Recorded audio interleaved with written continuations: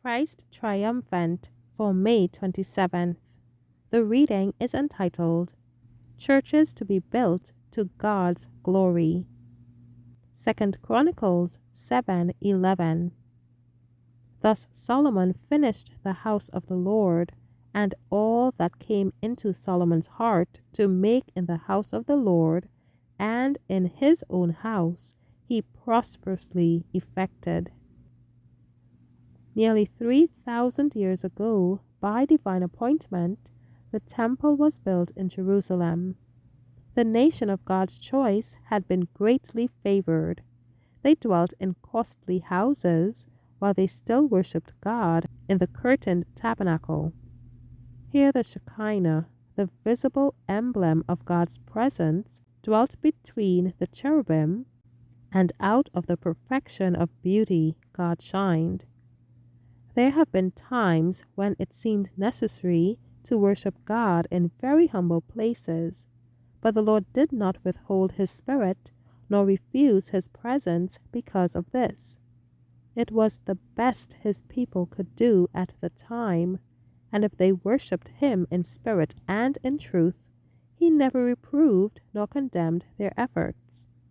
The Lord reminded David of the lowly position he was in when he called him and entrusted him with great responsibilities, and he would have him ever bear in mind that his prosperity and success came through the blessing of God and not through any inherited goodness that he possessed. Although God did not allow him to carry out the wish of his heart, he granted him the next highest honor, that of entrusting the work to his son.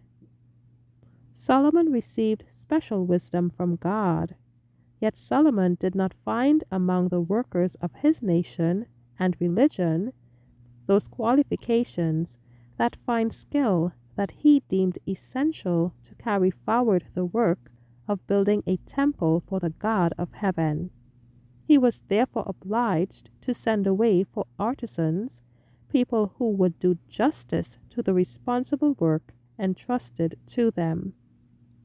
We have no command from God to erect a building that will compare for riches and splendor with the temple, but we are to build a humble house of worship, plain and simple, neat and perfect in its design. Then let those who have means look to it that they are as liberal and tasteful in erecting a temple wherein we may worship God, as they have been in locating and building and furnishing their own houses. Let them manifest a willingness and a desire to show greater honor to God than themselves. Let them build with nicety, but not with extravagance. Let the house be built conveniently and thoroughly, so that when it is presented to God, he can accept it, and let his Spirit rest upon the worshippers, who have an eye single to his glory. Let everyone, old and young, bring gifts and donations to help in building a house for God. Thank you for listening.